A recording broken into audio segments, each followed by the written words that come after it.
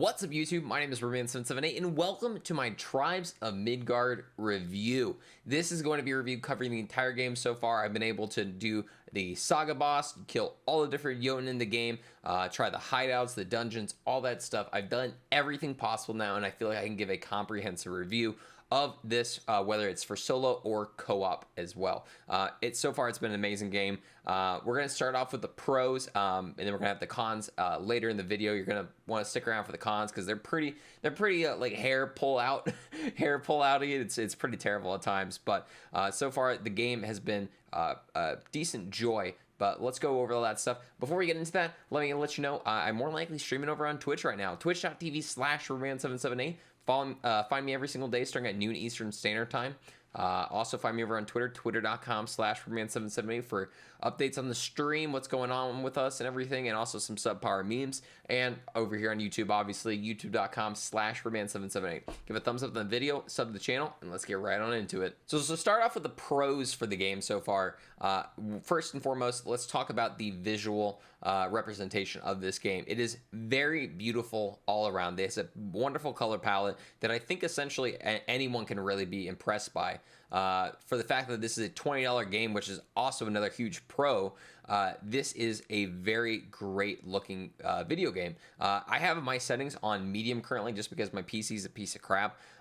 But even on a medium setting, this is just a absolute beautiful game. The world itself is very beautiful all around. I just love the way that they set up this in different style of biomes. Essentially, it gives you a different experience even though it's the same exact map. You have your snow biome, you have your desert, you have the swamp, you have your ash beach, you have like a literal beach, and then you have your basic area. It's really beautiful all around, and I actually feel as though I'm going into these different areas even though, again, it's just the same exact map.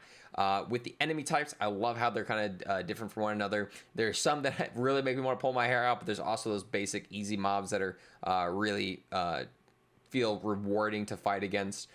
Even like the yellow health bar enemies, which are those more elites, feel as though it takes something to actually kill them, even though you might be on a lower level at that moment in time. We even have specific elites that are in around the world that have names of their own, which is super cool because you get a specific gem for that as well. These just like little Easter eggs that are kind of like spread throughout just feel really cool and help really envelop you in this world. Speaking of enemies, let's talk about the Jotun themselves. The Jotun are absolutely so freaking cool. I love the way that they split them off into these 4 different elements. You have your ice, your fire, your light, and then your dark. The way that each one of them's attacks are really kind of different is really cool. The fire and the ice Jotun tend to be pretty similar in how they attack, which is like my only kind of gripe about them. They kind of just feel like carbon copies of each other, just one's fire, one's ice. But the lightning Jotun and then the dark witch Jotun they're absolutely so cool. I love that there are different attacks, the way that they're kind of just differing from each other, and just the fact that each one of them feels like its own different challenge. I see the ice Jotun and I'm like, okay, well, I can kind of get that one a lot easier, but then I'll see the witch Jotun and I'm like, oh my gosh, I have to make sure that I'm getting the exact gear to beat this boss. We can talk about Fenrir as well, the final saga boss for at least season 1. Fenrir is actually like a really cool boss. I like how you have to go around the entire world itself, find all these different pieces. You have to go into the hideouts. You have to do a quest. You have to do one of the world events. All these different things that kind of bring you to the specific boss feels very rewarding once you beat it and return back to your village. Now, I will say some of the enemies kind of feel a little bit difficult at times for what they are doing. Some of the Ash Beach enemies feel just way too tough all the time, no matter what their power level is. They have some attacks that are pretty heavy all around, like even if I'm holding up my shield, doesn't block it. But at the same time, I feel like you get that other flip side with like enemies like the goblins and stuff who just pretty much just like throw rocks at you. You know, you're obviously, again, going to have those enemies that are going to be specifically a lot harder. You know, you have to go a little bit farther into it versus those smaller ones that are just going to be pretty much just like smacking dead. Now, when it comes to classes of the game, they are split up into 8 different so far. We're going to have more characters to come with the rest of the seasons, but at least for now, we have the Ranger, the Warrior, the Guardian, Seer, Hunter, Berserker, Sentinel, and Warden. Each one of these are kind of split up into a different like color coordination. So the Ranger and the Hunter are going to be more of your scout Ranger style characters.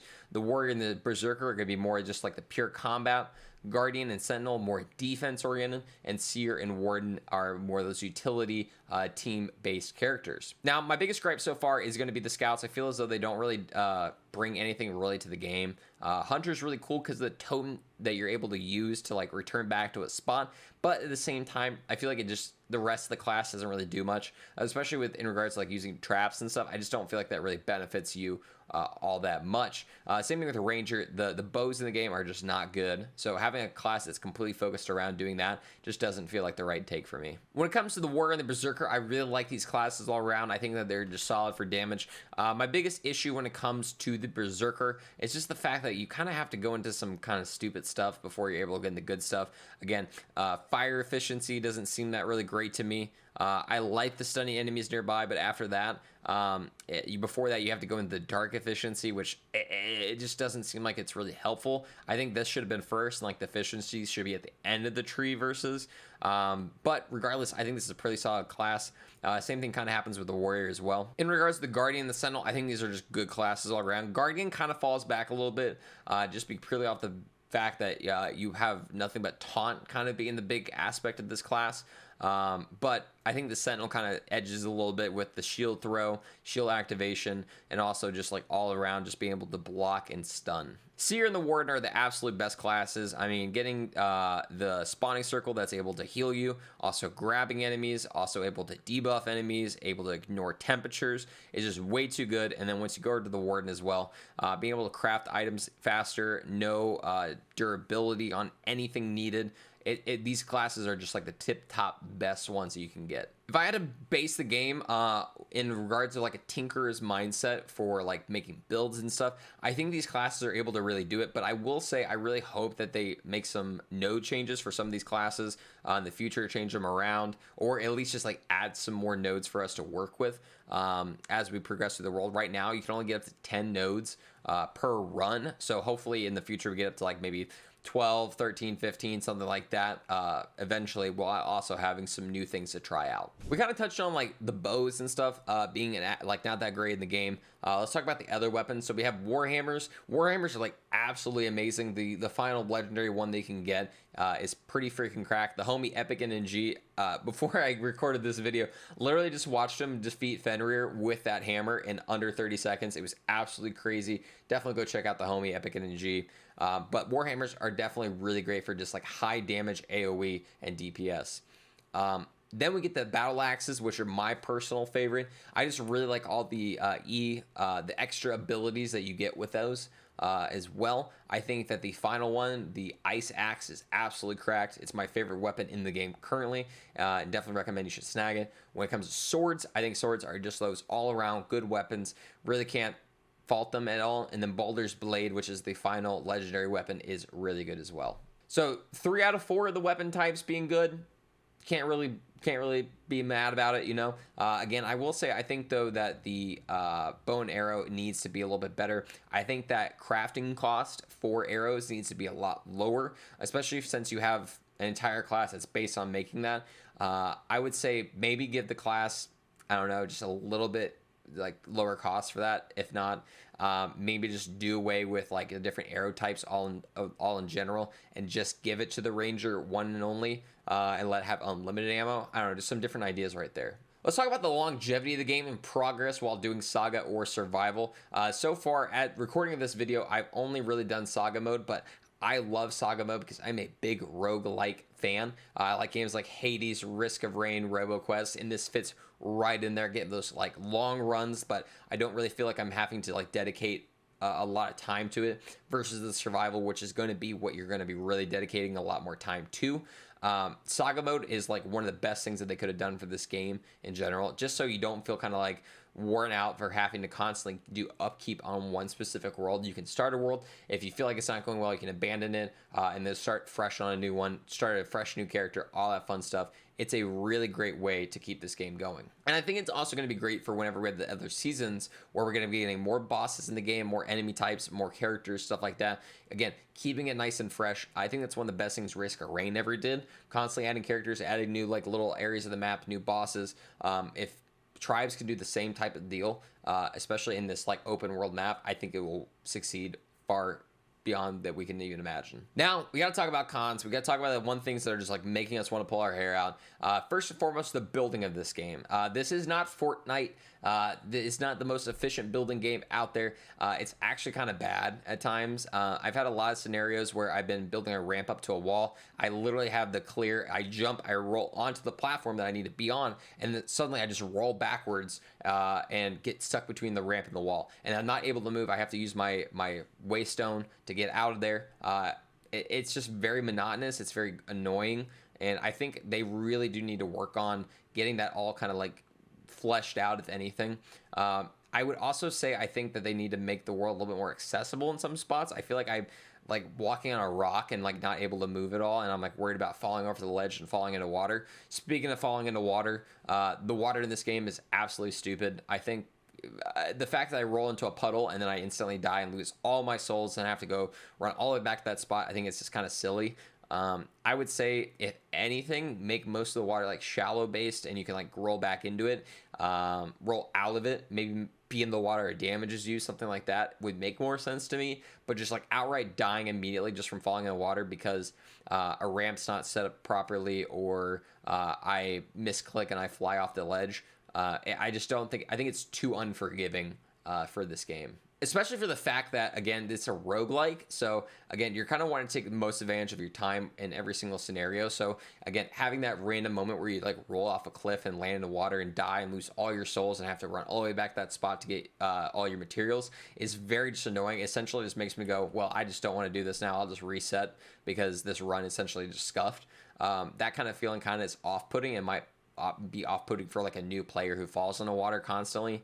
I would just say, again, maybe change it around, make it something where it just like ticking damage instead. Maybe make the water too cold no matter what the time is, versus just outright murdering you. I would say another con is like some of the multiplayer issues we've been having. I've had some friends where I've been in a game with people and I'm like chopping down trees and stuff, and it takes like almost 10 seconds for like my loot to drop. It's just really random, especially for something that's supposed to be dedicated servers. That'd be something I'd really want to like get fleshed out, is figuring out that. But I mean, this game at the time of this recording just sold 250,000 copies, so I think they're getting new servers soon. I would say, or they're at least updating them to be able to handle that. But I would say the servers at times can be kind of rough. I mentioned this before in some of the enemy types being kind of unforgiving at times. I would say, especially for those lower areas around the world, they need to be a little bit more forgiving. Maybe have less certain attacks. Again, I always talk about the Ash Beach guys. I'll be fighting one dude who out all of nowhere activates this like red shield, smacks me, breaks through my shield, and then all of a sudden I got some dude javeling me, and then all of a sudden the 10-foot dude with a giant axe runs up, but it's like a level 20 area. Like, I should be able to do fine in that, and I get almost my ass beat instantly. I think it just needs to be a little bit more forgiving, just so that, again, those newer players don't feel so discouraged going to those areas. I would say another thing is going to be the health system. I think it needs to be a little bit easier to get some of these different health files and stuff. I have to go, if I want to get that tier 3 health potion, I have to go all the way to Ash Beach and find seaweed, and then I go over to get seaweed and I get like +1 for like this entire beach that I've been working on. I think it just, again, there needs to be just a little bit more resources out there, or at least if there's only going to be a few, make them more abundant when I grab them. I think that would just be very helpful all around for those long-term games, for people that might be doing Saga, going for Fenrir, going for that day 15 to get Warden, stuff like that. Make it just a little bit more forgiving, just so we're able to work with the game a lot more. One last thing I really want to talk about for this is the shop. Now, I think a lot of people, when they first heard that Travis Midgard was going to have like a shop, have some microtransactions, were really off put by this, being like, oh my god, play to win, this is going to be all this other stuff. It's all cosmetic based. Nothing is going to affect your game outside of just like looking freaking cool and stuff like that.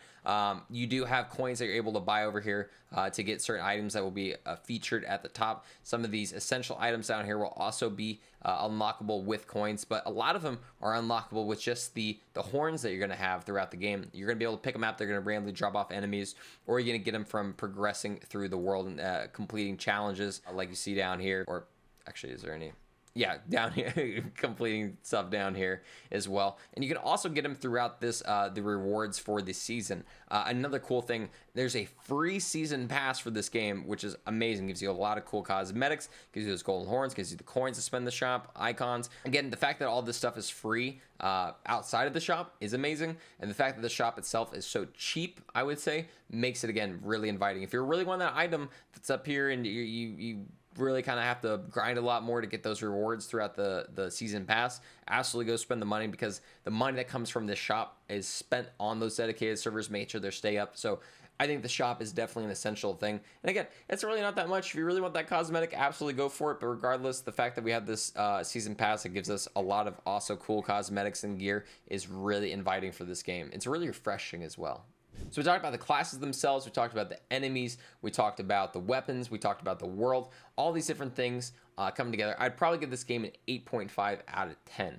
I think the cons, that being the water, the building, some of the multiplayer, I think they're so small and minimum that really doesn't affect it all that much. But at the same time, they can be kind of frustrating, but I feel as though that this is going to be something that's going to be fixed here very soon, or at least kind of explained and fleshed out for us. But the rest of the game itself is so awesome, inviting. I can't stop playing. I got almost 40 plus hours into it. I would have had a lot more if on my day one I hadn't been flying through the air for most of the day coming back home. But again, it's really awesome to see that this game is succeeding so fast already. I'm very excited to see what's going to go on with the rest of the game. Again, I give this game an 8.5 out of 10. Did you do it? Did you put the 8.5 there, Kurza? Thank you so much for stopping by this video. I really appreciate you guys watching this review. I hope that this is something that will help answer a lot of people's questions on whether this game, they should buy it or not. Absolutely, you should be buying this game. It's a banger. It's going to be pretty much what I'm going to be playing most of my time here coming soon. We also have the Back for Blood beta coming up here soon, so I'm going to be playing that. But other than that, Tribes of Midgard all the way. It's super fun. It's refreshing. It's nice getting to have that roguelike element while also having like this open world feel. Make sure you're checking me on YouTube, Twitter, and Twitch at Byrdman778, streaming every single day starting at noon Eastern Standard Time. Thank you so much. Have a great night, day, whatever it may be.